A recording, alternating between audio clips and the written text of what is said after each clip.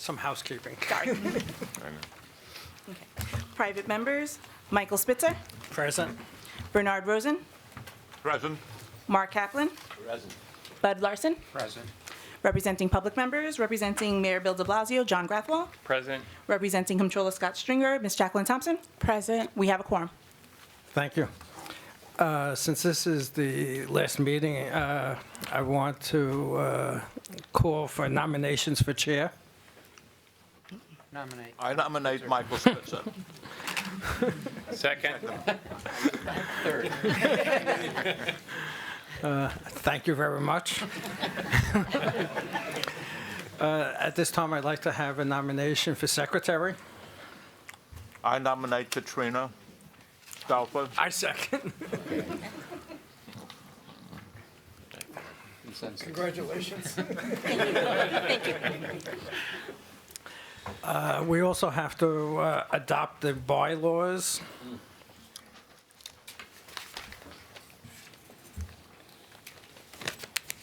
So do I have a motion to accept the, and adopt the bylaws for the audit committee? They're the same ones.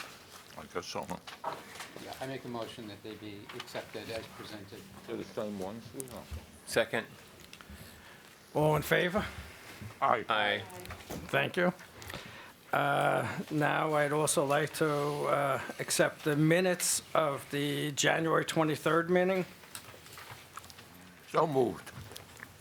Could I just interrupt for 1 second? Sure. You know, I'm subject to some changes. No, I didn't get to the minutes. The bylaws on section Audit Committee responsibilities is inconsistent with something else in the bylaws. I've got to find it here. On the Audit Committee responsibilities, it says that shall advise the city in connection with the accounting firm. And later on, it says the committee picks the audit firm. So we have an inconsistency here.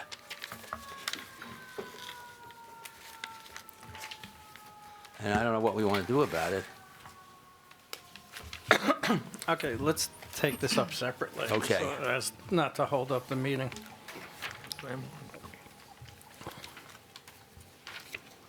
And looking for a motion to accept the annual report of the audit committee for last year, Well, or this year. So moved. forgive me for being just a pain in the neck right now, but there are several things I think belong in there. Bernie, you should close your ears, but I think there should be something in here that says we did thank Bernie for his, God knows how many years as chairman. And I think that would be a nice thing to put in there. As well as a mayor who left. Yeah, well, he's not here today. And Bernie was chair, so I think that's a significant thing. And then perhaps I read too many things like this, but on page 3 it says, open the meeting to nominations, all that sort of stuff. In an annual report, which I think we should just say, we approved this slate, we approved these people, rather than go through the mechanics. I'd make that suggestion. Okay. And maybe we could just approve it and give me a shot at talking to somebody about the little stuff. But I wanted to make the point about Bernie. I'll get together with Katrina and Jackie and finalize this, and we'll redistribute.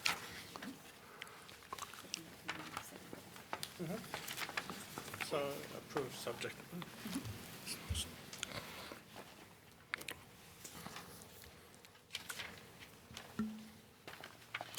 Okay, next item on the agenda is the management letter for the Department of Education. Good morning, Mr. Spitzer, members of the Audit Committee, Grant Thornton. My name is Maria Conklin from the New York City Department of Education, and we're here to discuss the internal control matters that were brought to our attention by Grant Thornton. Before I begin with the introductions, Mr. Kaplan, I must say, your absence at the last committee meeting did not go unnoticed, and we appreciate your efforts to try to send us your comments during your illness. but you didn't have to. But thank you. Okay, so, but thank you. It wasn't the same without you. I had pneumonia. Yeah. Could get a doctor's note.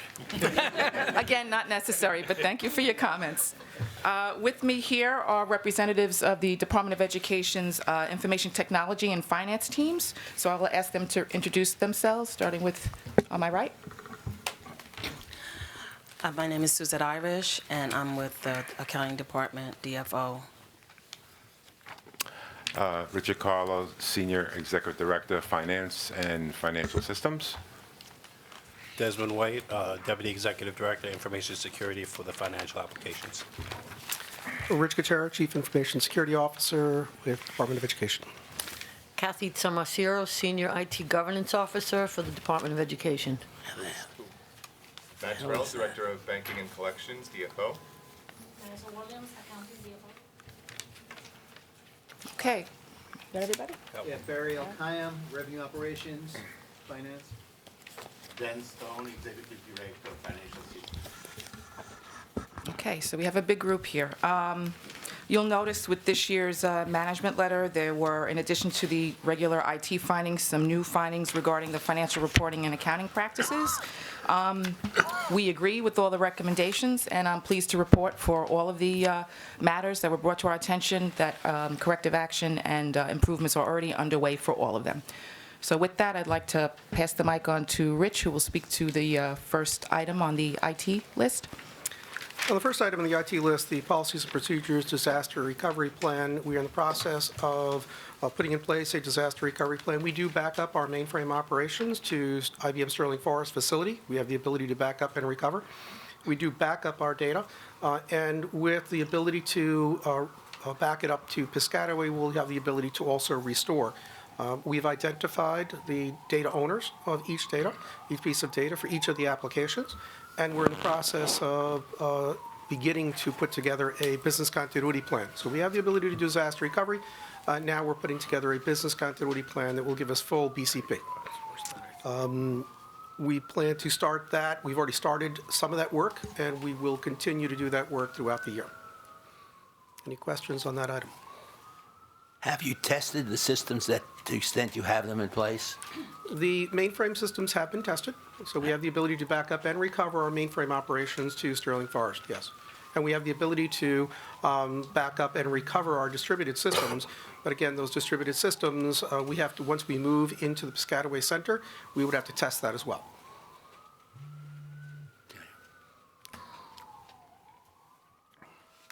Next item, privileged access. On this item here, there was a project we had started 2 years ago to implement identity and access management with the latest technology.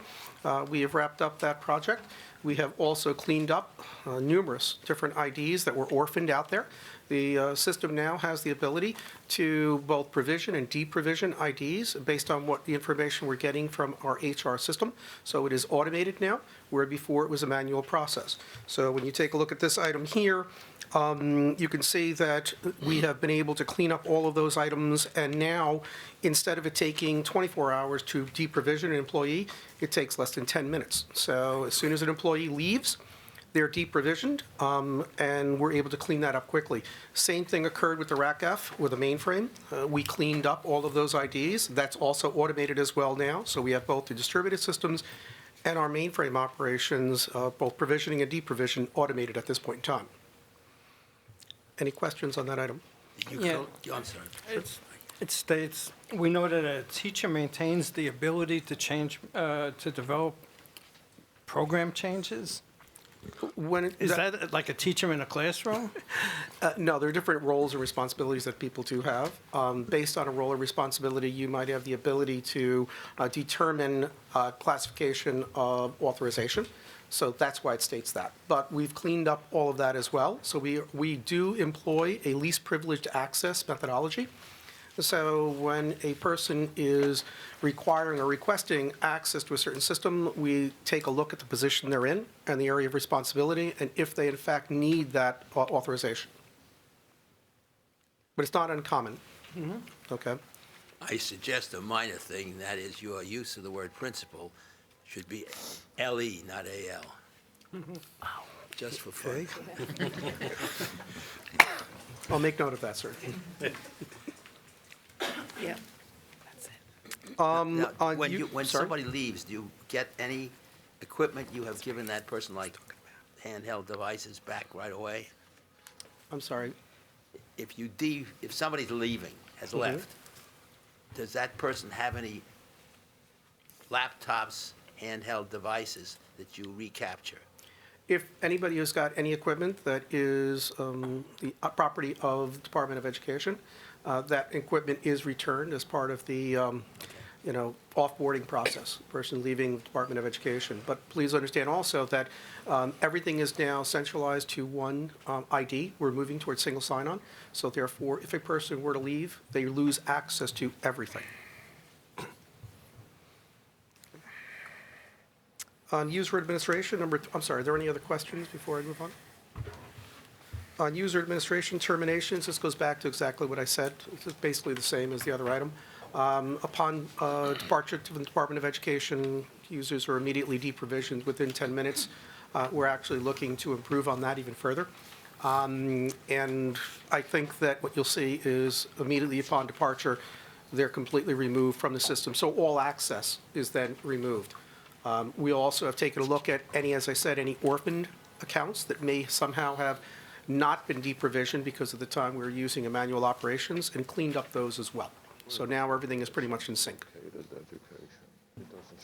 Sounds like you're doing the right thing. We're trying, sir. Any questions on that? Okay. Desmond, I'll hand it over to you for item number 4. Okay, on the, during the Grant Thornton audit, we agreed with this finding. We looked at it as an opportunity to provide additional oversight in terms of what we're doing. So the plan, at a very high level, we have not finalized it, is to utilize the aforementioned identity management system to automate when people leave locations so that we can remove that access. So if you work at one school and you move to another school, we want to make sure that we remove that access at the previous location. In terms of the appropriateness of access, we're continuing to roll out access by profile. So if you're a principal, you'll get discrete rights as a principal with the AL. You'll get discrete access as opposed to a secretary. So we are continuing to do that. We thank Grant Thornton for pointing that out, and I think that'll put us in a better position once we have that stuff finalized. But we are looking at it. Sorry, Bernie.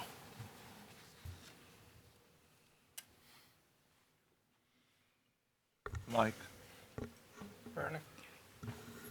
you say in case of an emergency or another superstorm, you would use the Do-It facility in Piscataway, New Jersey? In case of a disaster, we're able to fail over to... Could you speak up? I'm sorry. In case of a disaster such as a Superstorm Sandy, we have the ability to fail over to Sterling Forest for our mainframe operations, and we would be able to fail over to Piscataway for our distributed systems and networking. I guess the thing is, do you test your applications there now in case something were to go wrong? Right now, we do test the You mainframe. do test it We do there, test the mainframe yeah. operations. We test the ability to recover our distributed systems in place as they are right now. Being a disaster recovery guy myself, I want to be able to do a full, complete failover of everything, and we are working towards that. That's part of the business continuity planning. I'm going to take it down to the application level. We're in the process of prioritizing right now. Where is your data center located now in this? Currently, our distributed systems and network operations are located at 2 Metro Tech, and our mainframe operations at 11 Metro Tech. So Do It is in Metro Tech, so, okay, I could understand, okay. The people have to be able to get there. I guess that's to Piscataway. I'm familiar with something in health and hospitals when they had Superstorm Sandy. They had a business continuation site in New Jersey. It didn't work out too well. And they got there, but it took a lot of time and whatnot. That's part of the evaluation and testing that we're doing. All right. So that's included. Let's hope it doesn't happen. Thanks. I agree. It will. Okay, so now we're going to be speaking regarding the financial reporting and accounting matters. All right, so number 5, this finding was on donated commodities, and we do agree with the findings, and we are currently, we've had meetings with the FMC, the Financial Management Center that handles donated commodities. We are working to ensure that the calculations are correct and that we do show in-kind contribution on our financial statements in the statement of activities. And we'll perform our financial statements, and we'll work with the auditors to ensure that it's properly displayed. Many years ago, when I was doing this role for the Board of Ed, we discovered that there were piles of commodities that were rotting away, and they were old and practically dangerous to touch. Is the process of making sure that those commodities are up to par part of the counting process? There were literally the cans that were bulging and spoiled meat and that sort of thing, and there was a lot of it. I believe that may have pertained to the former Bureau of Supplies. There was a single warehouse. We know our Division of School Food does do an annual inventory, so to our knowledge, that no longer exists, and we haven't seen any Marsha Kramer recent reports other than what's actually being delivered to the cafeterias. Okay, well, that's always a problem. Galaxy is your internal system? It's their budgeting system. Budgeting system. Yes. Budgeting system, yes. I'm sorry? Budgeting system, budget system, Your budget system? correct. And it will coordinate with Famous, the citywide system? With FMS and Famous, yes. Why not use Famous and not bother with Galaxy? I guess that's the question. Well, Famous, as you know, is purely the DOE's accounting system. Galaxy was designed to support schools, school budgeting, and it's more of a budgeting system that interfaces with Famous to create various budget and spending plans that are then passed over to FMS. The Department of Education is like the Board of Education. When we instituted IFMIS, education used a different system that would, eventually be able to coordinate with IFMIS. I guess all these systems, I don't think it's such a good thing, but you folks know best, I guess. It works. It's just crazy. The 21st century. What? It's the 21st century, Freddie. No, don't tell me. They don't want us. They've always been a little shy of. I know. We recognize that FMS is the official, accounting system of the city of New York. There's no doubt about Been it. around too long, I guess. And nothing passes through our myriad of systems. I'm sorry, ma'am? Nothing passes through our myriad of systems unless it gets approved and finalized in FMS. All right. We do things different. Any other questions on the donated commodities?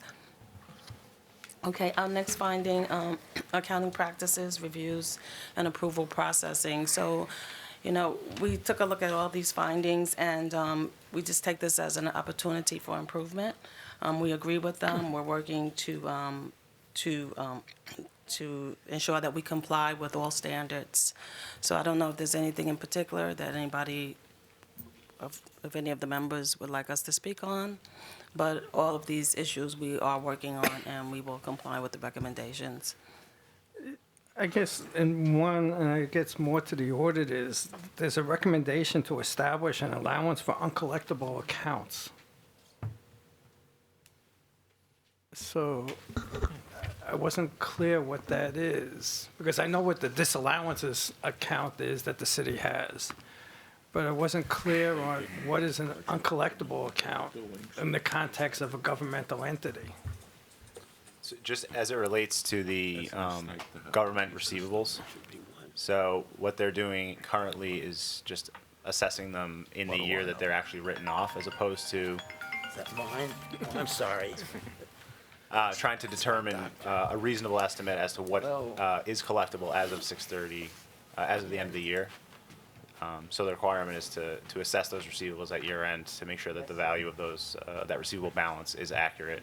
Because then and collectible. budgetarily, what would the contra be? An expense or a negative revenue? So, because in the governmental setting, we just write them off historically. Unless another governmental entity says they're hitting the city for a disallowance. What does it mean? In which case, we actually pay that back or charge our disallowance account.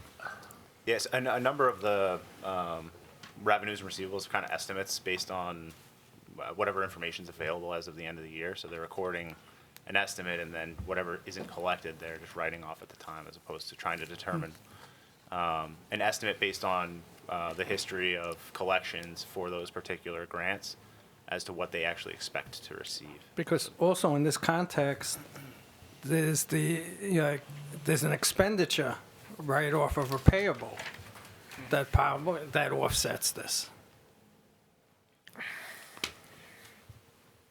So, that's what I'm saying. I just don't understand the uncollectible account, because so they'll be these one- writing off the receivable and a payable typically at the same time.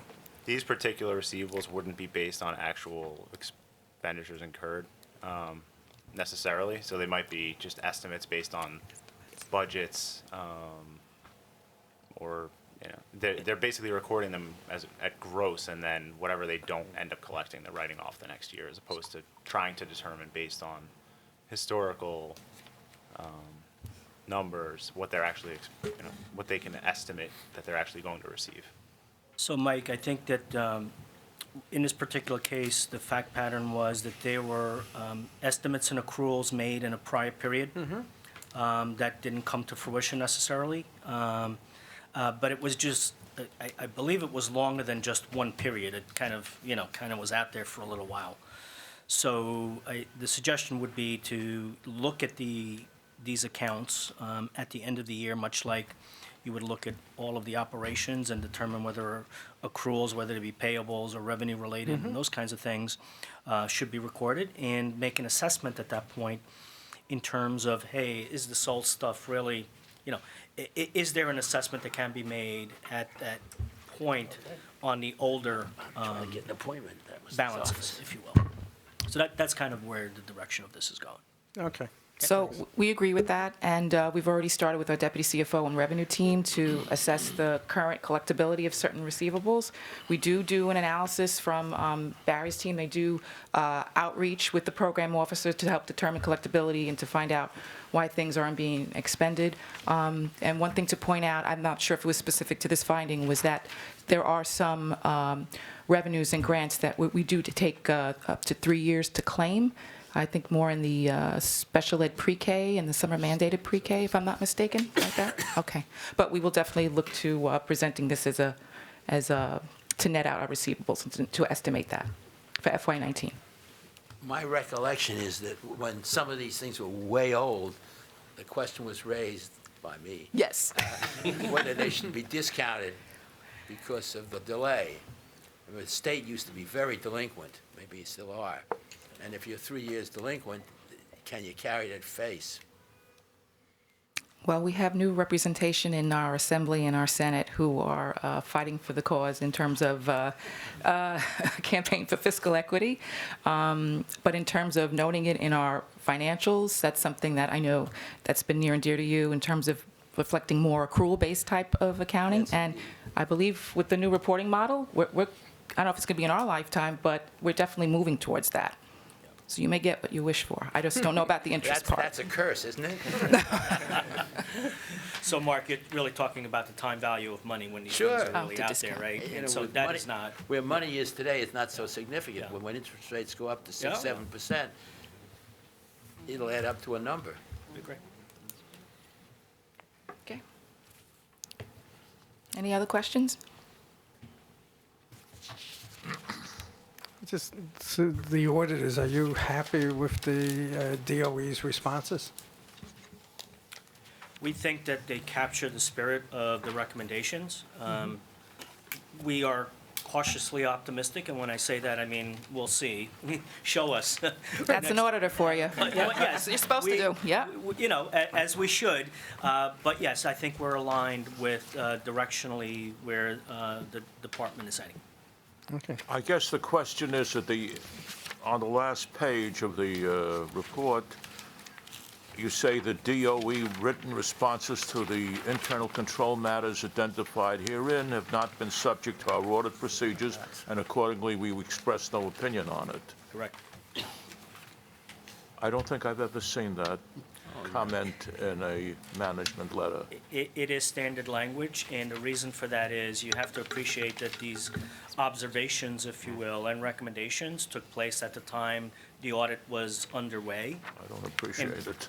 And so we don't, when we make these recommendations and management puts together, let's call it a plan to address them, we haven't had the opportunity to go back and see if it was addressed or not addressed. And that's why I made the comment about we're cautiously, while we're aligned and on the same page, we are still cautiously optimistic because we will go back and, for the lack of a better term, validate some of the things. Well, I guess in the next year's management letter, you may say these prior year comments.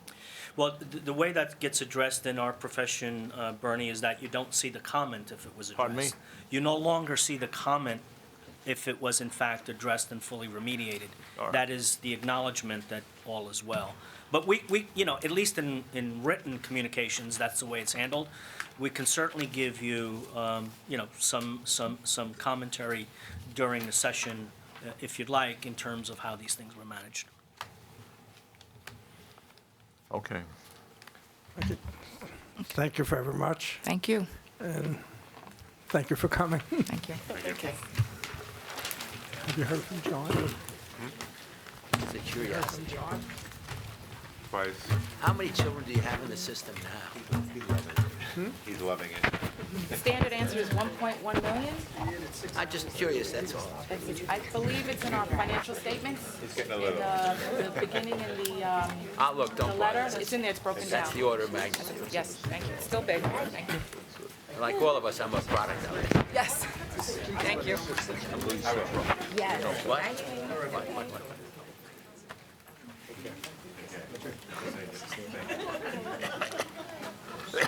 I forgot I missed the meeting because I missed the last meeting because I had pneumonia. And you can't participate by telephone.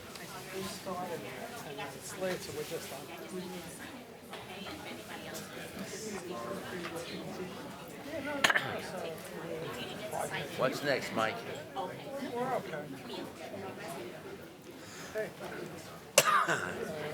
First of that. Ooh.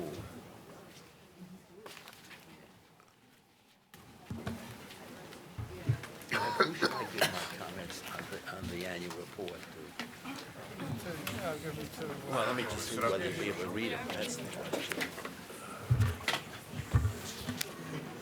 I read them 2 different times. And Mike, what are we doing now? Next up is the New York City School Support Services. Would you like to introduce yourselves? Good morning. My name is Stephen Brennan, NYCSS. Brooke Lewis. John Shea, CEO, Division of School Facilities, DOE. Mark David, Division of School Facilities, Director of Finance, DOE. Warren Ruppel with Marks Paneth. Melissa Zott with Marks Paneth. Would you like to make some opening remarks? This is our second year before you, and we've improved on a lot of the auditing that has been done, and we're just here for questions.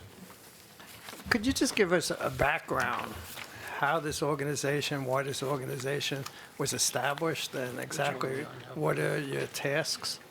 The main focus of our task is to supply services to the schools. We supply people to clean and maintain the schools, keep them in a safe condition, that are supervised by the CEs under the direction of the DOE. We perform all the payroll functions and HR functions. When you say CEs, those are the custodians throughout the whole, Those are the custodian engineers that are direct reports to the city through the DOE.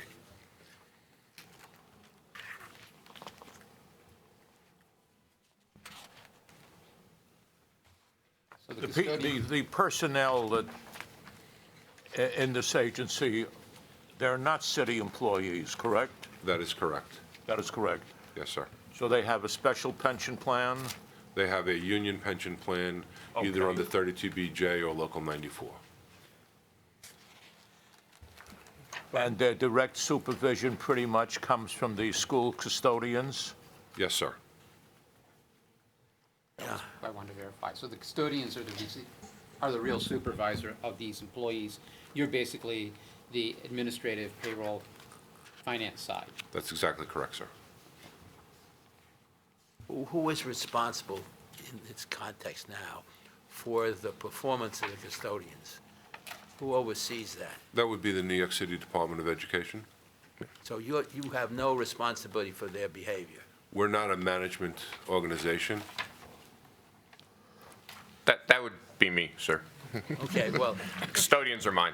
well, you remember years ago, there were a lot of problems with the custodians, including shooting galleries and all sorts. That pretty well cleaned up? That is absolutely cleared up. That is well before my time, and we don't have any of those issues.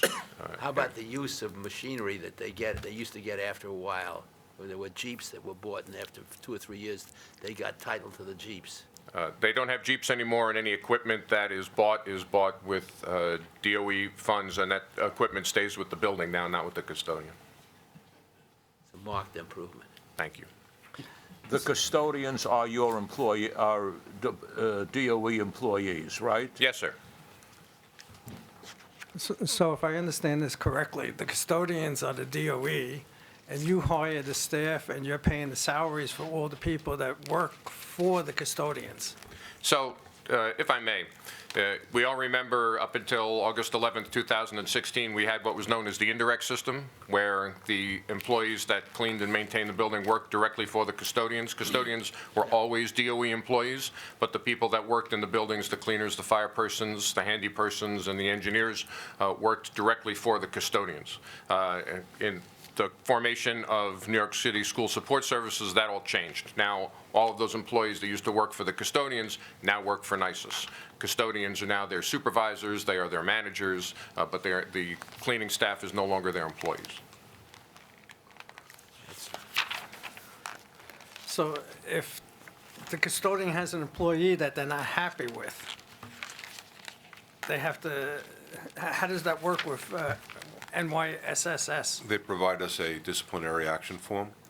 We utilize that disciplinary action form so that now we have a even, right across the entire city, progressive discipline program that goes on. And we work with 32BJ and Local 94 to review what's going on. We have a weekly review at our office with them. And if there's a grievance that's filed by an individual who feels they've been unjustly accused of something, we review it at that level. But just to be clear, those Let me ask are a not city question. employees. I'm sorry, Mike. Go ahead. Go ahead. Just to be very clear, those are 32BJ and Local 94 union members that are not city employees. There are NYCSS's employees. The only city employee is the custodian, who's the overall supervision of the process. That's correct, and they're the ones who supply the DAF, the disciplinary action form to us so that we can review it and take the proper action that's required. No, I was just going to say, I guess this is better. It's working better than the old system where they worked for the custodians directly. Yes, sir. I think in every way possible, it's a much better system. That's really, We, as the Department of Ed, are much, much happier with the system under NYSUS than we are with the indirect system. it may well be under the old procedures, you spent the same amount of money, you know, approximately for the services, and now I guess you feel it's better. Definitely. Yeah, couldn't have been worse. I sat on that issue for a while. And I'm assuming you're telling me you are the ones who evaluate overall performance. DOE evaluates the performance of the custodians. The custodians evaluate the performance of the people they supervise, even though they're NYSUS employees, but in a sense, when you evaluate the custodian, you're actually evaluating the work of this group of people. They're the Sure. ones who are out there actually doing Yes. If it's not getting cleaned, not maintained, well, that might be, your direct response is to the custodian, it feeds its down that way. Correct. But you are actually, in a sense, observing their work and their performance and making certain that it's okay.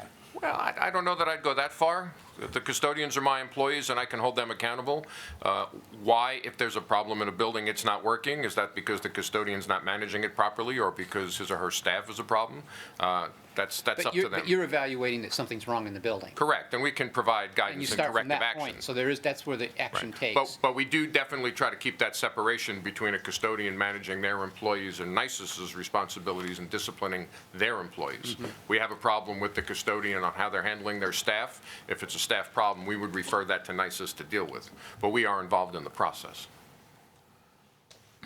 And the 680 some odd thousand for salaries, million for salaries is only, does not include the custodians, right? Only these people. That's correct. All right. If you bear with me, when I look at the cash equivalents, you say it's composed of money market funds. And yet, so that's one thing. But if you go back, you talk of unrestricted bank deposits and other things, and just cash. So how is that, how does what's the bottom of page 17 square with the top of 18? You have, it says your cash equivalents to money market funds. And the prior page, you sound like you have bank balances which are collateralized. Do you have both? So we do. So we have 4 separate accounts, one of which is tied to a market sweep account that is in the money market funds. And then we do have everything above and beyond the 250 sitting in bank balances collateralized. So we do have both. I think that's clear. But on page 17, you talk about everything in a bank. And on page 18, you're talking about money market funds. And they're two different things. One is a bank deposit collateralized, the other one is it's a mutual fund. Correct. We have both. You have both? Yes.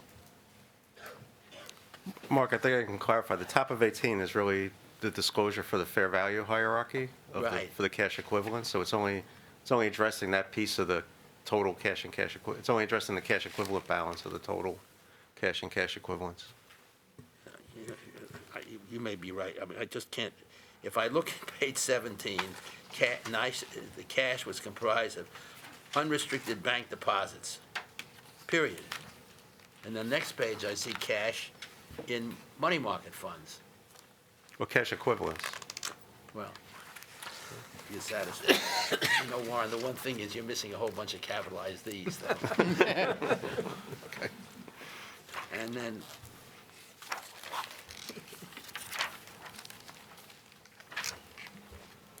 I also look at the fact that and this I started to do, that the allocation in the various categories of investment differs from one of these funds to another in significant percentages.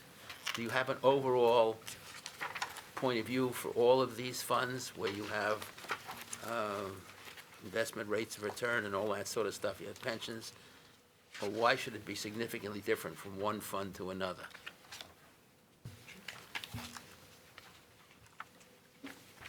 Sometimes as much as 10%. Well, you have to go through each one of them to see what the asset allocation is. And in this one, the domestic asset, I caught my eye, is different than, significantly different than some of the other funds. So are you thinking that the pension funds are ours? Because the pension funds are managed, they're the union funds. So you have no control over them? Over the pension funds, no. Because one of the pension funds, the school workers' pension funds under 32BJ, we are the lion's share of it, so we're required to report the pension liability. But that is why it's there. But other than that, we have no control over the pensions. The only thing we have are our bank accounts as far as the funds Okay. that are used for the salaries and That's payments. one of the things that occurred to me, and I wasn't here at the last meeting, I was Okay. sick, that in my world, when you aggregate a lot of money, you buy your service cheaper. And if you look at the pension plans of all of the firemen, the policemen, and the sanitation workers, you look at that, and they're all separate. And the economies that you can get by taking it in one pile instead of 3 piles or 4 piles is not insignificant. But you can't control any of these funds. No. So the Local 94 has their own pension fund, and 32BJ has several pension funds as well, Okay. depending on the I breakup got of the, so. I guess prior to this change at the end of 2016, these employees didn't have any pension plan. No, sir, that's not true. They're in the same pension plan. I mean, when they were working directly for the custodian, they had that. That's correct. I see. And this looks like a pretty large plan. Yes. You have, for those type of trades. The total expense of this operation, I assume I would find as an expense in the Board of Education's financial statements, and it would be described as what there?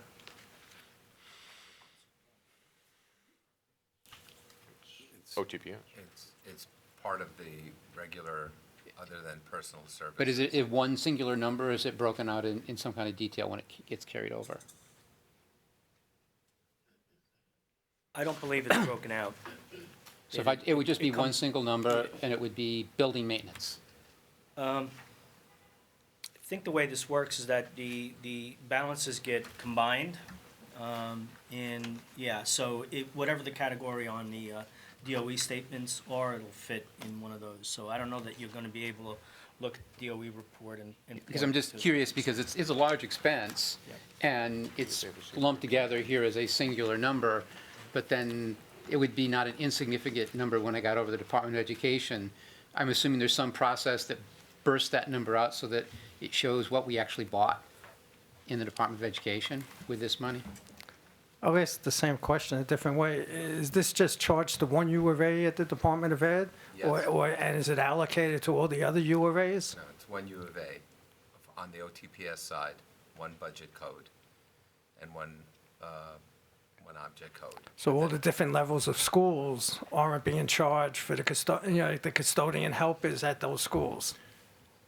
So maybe to clarify, we have a contract. That's your question. The DOE has a contract with school support services. Right. That's one contract that's paid out of one budget code. Internally, we do individual building budgets where we allocate funding to the custodians.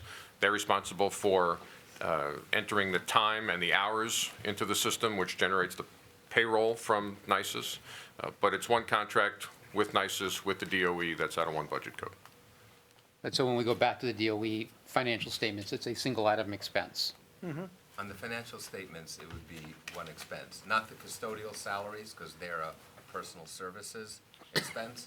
Right. But under U of A 436, which is all of school facilities, there is a line for NISIS, for custodial services there.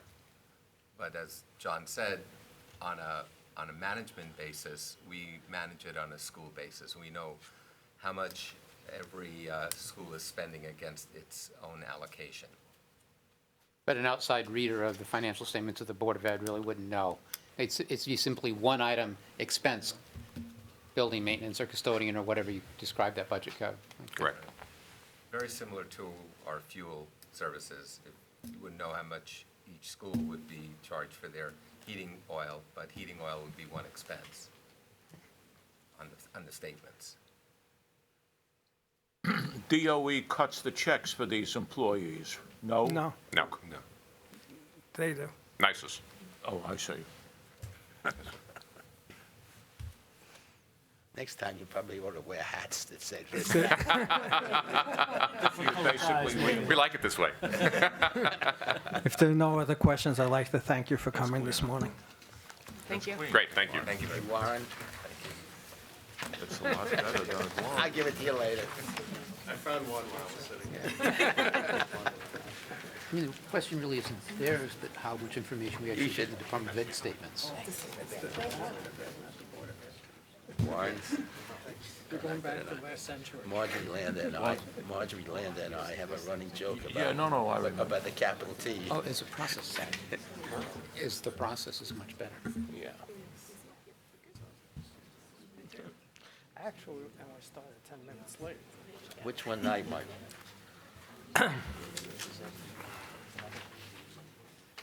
Good morning, how are you? Good morning. The Good next item morning. on the agenda is the New York City Educational Construction Fund. Hello, good morning, Good morning. everyone. How are and you? Could you please introduce yourselves? Sure. I'm Jennifer Maldonado. I'm the Executive Director of the Educational Construction Fund. I'm Cynthia Wong, Director of Finance for the Educational Construction Fund. And I'm still Warren Rupel from Capitalize with each other. You haven't changed seats either. No. How are you this morning? Fine. Good. Could you please make some- Sure. Thank you very much. I'm very delighted to be here again this year representing the Educational Construction Fund. As you will note in the documents before you, ECF's net position increased by approximately $25 million during the fiscal year 2018. That was followed of an increase of $12.9 million in fiscal year 2017. So we're doing quite well this year. In fiscal year 2018, the fund's rental income and tax equivalency revenues from its existing properties, which are about 18 properties, grew from $23.3 million to $27 million, an increase of approximately 15.8%. As of April of 2018, the fund closed its 250 East 57th Street construction account after the project, including the residential portion, was completed. That project includes 2 schools, which were completed in 2007, and the residential portion, which was completed last year.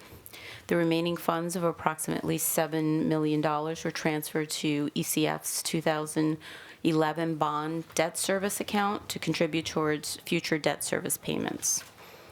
The developer of our East 57th Street project continued to close sales on their residential tower condominium, with this fund receiving condo participation payments of $18.7 million from the developer, and that was reported as additional rent.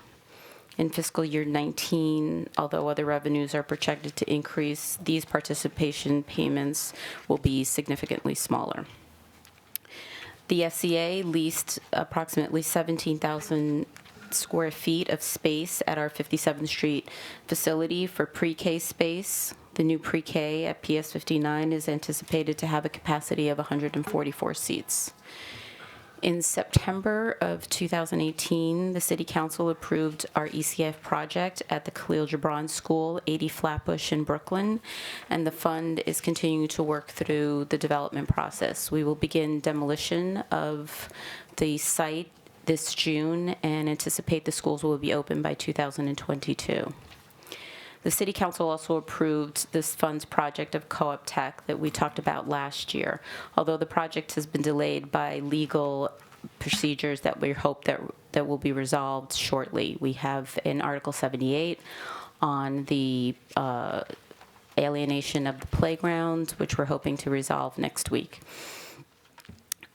For future, ECF was approved by the New York City Comptroller's Office and OMB for a refunding of its 2007 bonds in fiscal year 2019. In October 2018, new bonds were issued to replace the old bonds at a lower interest rate, achieving a net present savings of about $6.9 million. That's sort of the big picture. Happy to answer any questions. First, I'm sorry, go ahead, Bernie. You said on page 6, where you list the completed projects, Yes, you have a footnote on Murray Bertram and on Norman Thomas. correct. So Those were the sold. non-school portions, are, and Murray Bertram, it was Verizon. Correct. And on Norman Thomas, it was the Cohen Brothers, the Cohen Brothers property managers, which acquired the property in 2007, I believe. So we still control the schools, but the non-school portions were sold by the city. And when you say control the school, They're still, they're actually part of the Department of Education. they are, the title is held by ECF until the bonds are completely paid, but have the the title. schools, correct. But the schools themselves are managed by the Department of Education. I see. It's an interesting setup. It is, it works for both parties. We're, quite honestly, we are at the point, though, that some of these schools should be conveyed back to the Department of Education, and we're just working through that process with DCAS, because we've gone through the 40 years, the bonds are paid off on some of the schools, and we're in the midst of trying to revert those schools back to the city. And you also say of the completed projects, there are 2 schools where the joint property is a commercial property? For Norman Thomas, 3 Park Avenue, that's a commercial property. No, but I mean, at least when I looked at the report, you said that all the buildings other than Norman Thomas, Murray Bertram, were residential except 2, which are commercial. I just... We have commercial property at 57th Street where there's a Whole Foods that's attached to the development itself. I think that's the only property that's commercial. I would have to look. I think that's the only property that's commercial. I think it's a good arrangement. Yeah, I think that that's on the only 57 commercial property that we have within our portfolio. It is a very good arrangement. Yeah, I guess- everyone loves a Whole Foods, so. I guess on the 57th Street project, when he sells the condo, We received, we receive a participation of the condo sale, so that worked out very well for us as well. it's a good deal. Correct, yeah, it's a very good deal. About 28 million to... So far, we've collected about 18.7, and then we should get another additional this year as well. So it's worked very well. We'd like to continue those kind of The things. people that are buying the condos are... Correct, it's part of the condo arrangement, correct. It's Bless a you. high-rent district, so they can do it. It's a very high-rent district. I have one question of style. A number of the others go into what the purpose of the enterprise is, and you don't. I'm not noticed quite the sure why difference. we've done that this year. We did bring on new auditors this year. Mark Spaneth joined us, where we had another auditor last year, so there may be a difference No, I'm in not the... comparing you last year. I'm okay. comparing you, there are, 3 of these things we've just looked at Yes. today, and 2 of them say what the organization does, and yours doesn't have any language to that effect. Since the fund was established to develop combined occupancy structures containing school and non-school. Go ahead. No, just, it's page 16.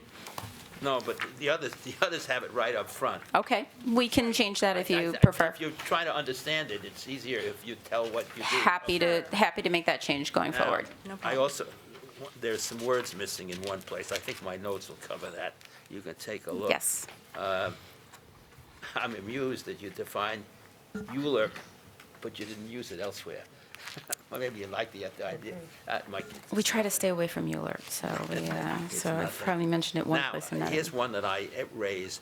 On page 9, you refer to investment and interest income. Mm-hmm. So that's appreciation, realized and unrealized on your investments? Correct. Well, it's missing apples and oranges, because income is actually something you earned, the other thing is appreciation. I've had this issue with other units, but the accountants like to put them together, Warren- but they're really 2 different things. Warren, can you speak to how that was actually, page 9? Yeah, I mean, they choose to report investment income as one line. I mean, it could be broken out Well, differently. if you- as somebody used to be in the business, when I reported it in my firm, you had appreciation, and then you had the income you actually had for the year, and then, all right, Okay, we can change that. We haven't. I raise it all the time, Yes. because I think it. I don't know if we've done anything different, but we can make that change going Take a forward. look. Yeah, so we can. Mark, oftentimes that could be in a footnote disclosure as well, if you don't want to bog down the face of the statement, but if you find that useful, it Yeah, certainly can be. no, not a problem whatsoever. We can, bless you. That's where I was looking at footnotes. I was just curious, you almost look like a state agency, and Almost. yet you're a component unit of the city. Who appoints your chief executive? The board. The board? The board. We are The made up of majority of the 3%. board are appointed by the mayor, is that it? The chancellor and the mayor appoints the board. that's So right. we have, Okay, we have 3 board members, correct. So we're quasi-state, Yeah, you're but kind of- quasi-city, quasi-state, but we don't fall under either of those. I have one last question. You refer on page 20, a statement that the fund does not enter into fiduciary activities. You have these investments, and are they not fiduciaries, that pile of money for somebody, or are they just all operate? That's why they're a component unit. No, they wouldn't meet the definition of a fiduciary asset under the GASB standard, so that's why it's Okay. referred to that way.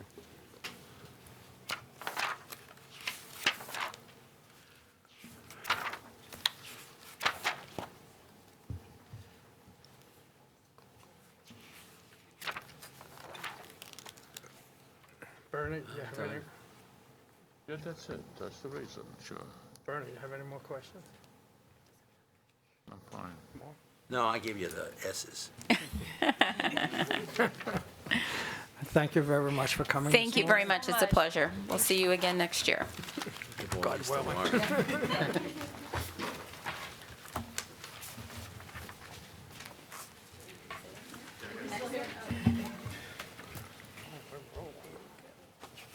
Okay, what's next? School construction. That's what I thought.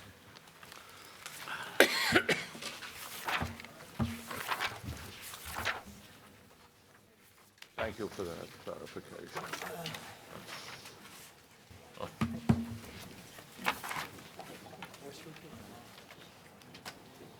I how we said it.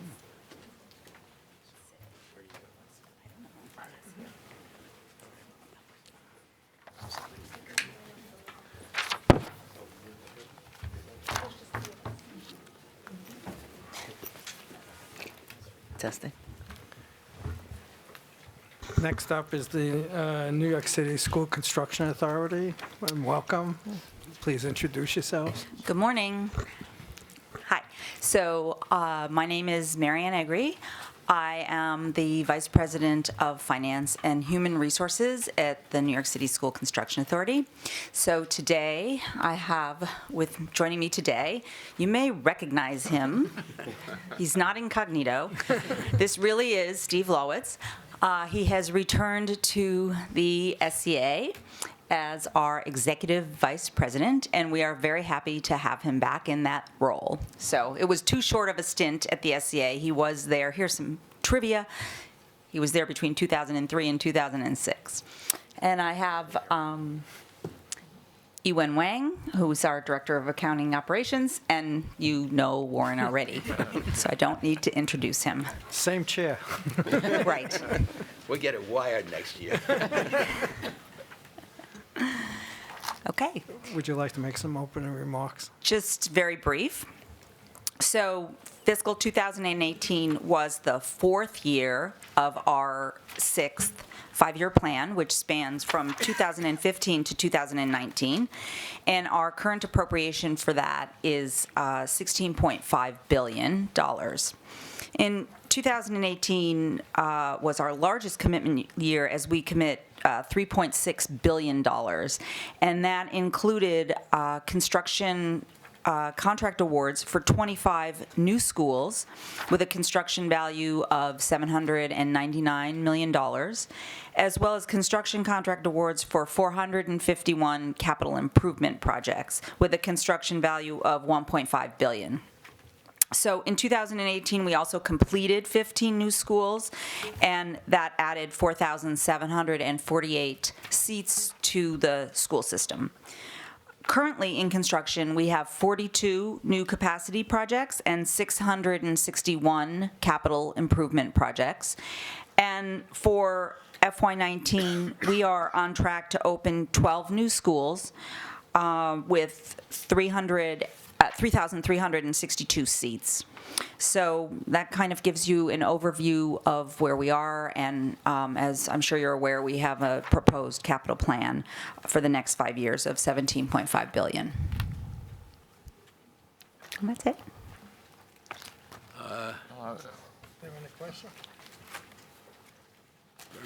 You're the largest component, I think, of the city's capital budget.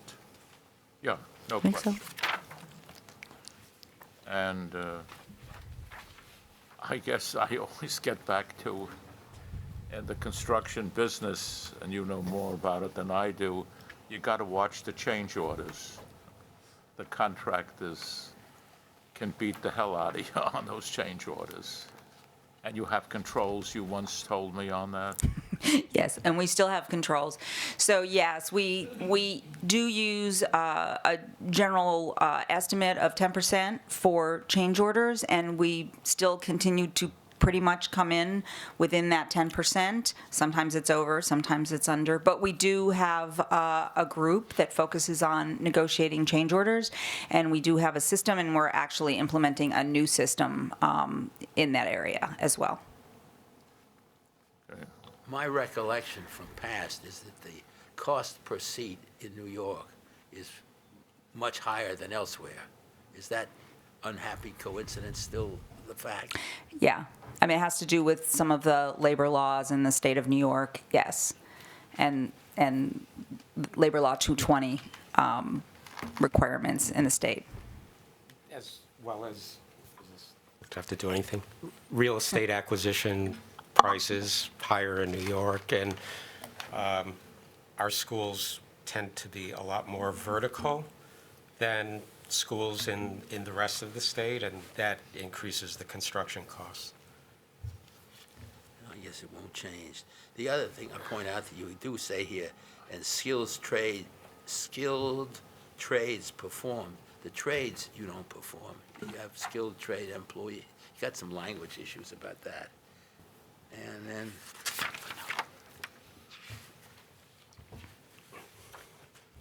when you get over to page 6, you say cash is secured through J.P. Morgan Chase. How is it secured? You have it collateralized? Correct, we have it collateralized. Well, most of the others refer to having it collateralized. We could change that verbiage. I'm just, you don't have it secured literally, you have it collateralized. Correct, There's we a have it difference. collateralized, yes.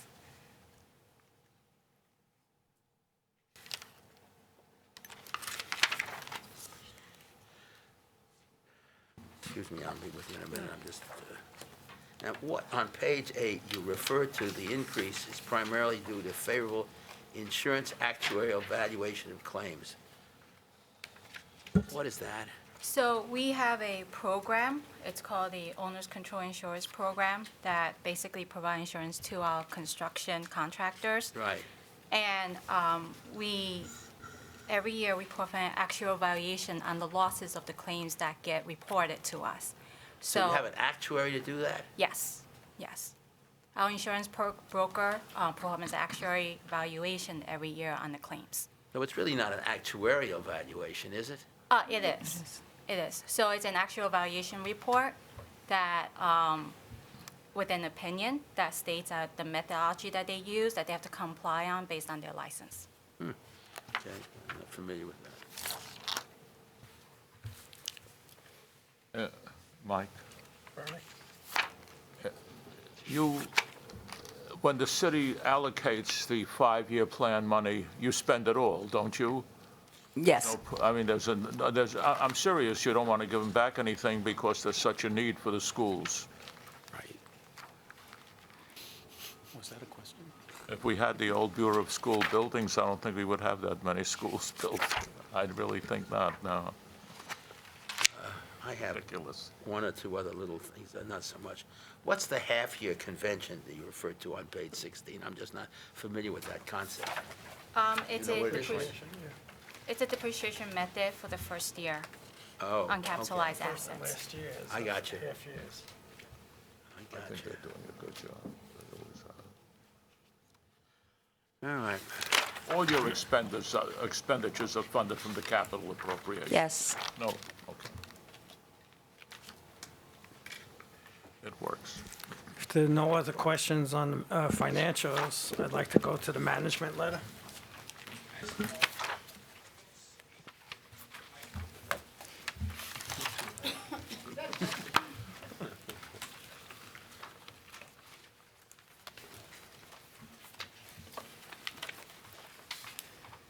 Oh. You can't put that last paragraph in. I know we've argued about this, but you're telling us we can't read it. Yes. I give you permission to read it. Okay, I know it's a convention, but it,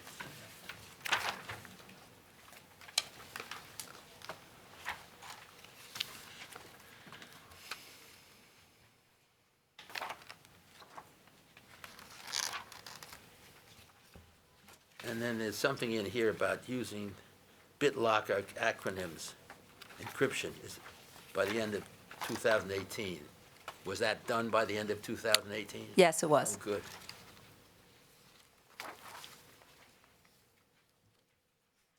And the disaster recovery, everything you're supposed to do in 18, or January 19. So the disaster recovery is moving along, but is a little bit behind those dates. So what we do have is, we do have a IT site that I heard the DOE speaking. I mean, that's been in place for a long time. This is the business impact analysis and the business continuity. So the business impact analysis, we have a draft, but we are still culling through it to make sure that it's consistent among all of the departments. And that is on track to be finished at the end of March. And then the actual business continuity, that will be the basis for the business continuity plan, which it will be finished by the end of May. So, yeah, it is moving You may have along. noticed that the SEC is now pursuing companies on disclosure of this sort of stuff and the risks of the business to the failure to comply with best practices. Right, so we're doing everything we can. In terms of actual being able to recover our information, we're probably ahead of the game because we do have a generator on our roof. So if our IT systems go down, we do have a generator on the roof that has kicked into action before when it's needed to. And then we do have this site at Orangeburg, which where our systems can come up, and it's been in place for quite a while now. I'm amused at the generator roof. One of the things I've sit on the board of or involved with is it had a fire in the building, and the generator in the building was worthless. Oh, no, ours has come into play and worked, where if we've had a flood or If you had a something. fire in the building, that generator wouldn't do you any good. Well, the whole building, but if it stays on one floor, you're okay. As long as it's not your floor. Correct. Ms. Avery, before these, your professionals certify that the school is completed, and does the Department of Education have someone review that, or they'll take what you? So there's a process called during commissioning where there's training that goes on, and then we transfer the school to the physical transfer. And so there is back and forth where people need to be trained, and then, yes. At the end, there may be some, okay.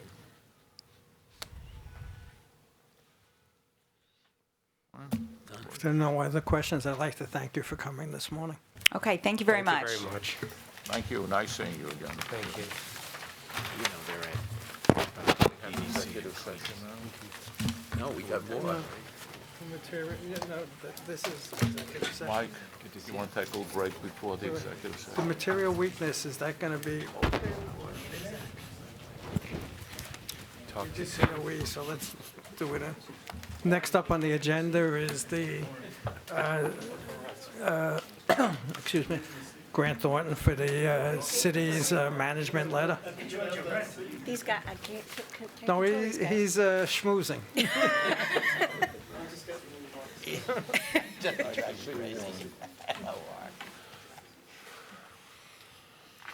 We were working out a rental arrangement for Warren's seat. Can we take a break now before the executive session? We're not, this is just going to be a few minutes for the material weakness. Yeah, no, okay, I Yep. see. Oh, all right, I'm sorry. 2 minutes, that's all I need. Which one are we on now? Less. Oh, that one. All right, thank you very much. As the committee is aware, Grant Thornton completed our audit of the citywide CAFR back at the end of October, and we've previously reported on that CAFR to this committee, and I'm sure you all have it and pull it out every night to read. Put it under our pillows. Right. That's where mine is. Every weekend, that's how I start the day. So in connection with the procedures we performed during that audit, which would have entailed our control procedures, our substantive procedures, analytics, et cetera, we identified no material weaknesses or significant deficiencies or other control deficiencies. And therefore, we have issued to this committee formal documentation that there were no material weaknesses identified. Thank you. Thank Are you. there any questions? With all the I caveats. would just add that this is a standard letter, so there's nothing in here that would differ from any other firms, no material weakness letter. Thanks. With that, I'd like to call a recess to the regular meeting and take a 5-minute break. I move No, whatever you need we're to going to have go moved. into executive session, so that's why I'm recessing the regular. To your question previous about that language, let's see, that is in fact standard. And that's basically the motion. Wait, I'm talking. Oh, again, they want me to repeat it? I make a motion that we approve the single audit report as prepared by Grant Thornton for the fiscal year ending 2018. I'll second it. You second it? Yes. Speak up. Sorry, I second it. Take a vote. Take a vote. Go ahead. I believe it's unanimous. Yeah. I'll give you Okay, some comments. thank you very much, and. I'm sorry, Good job. Mr. Chairman, if I might just take a short moment just to thank the Grant Thornton audit team for moving so expeditiously with the review process of the CFA. We really appreciated that, and the comments and the feedback we received.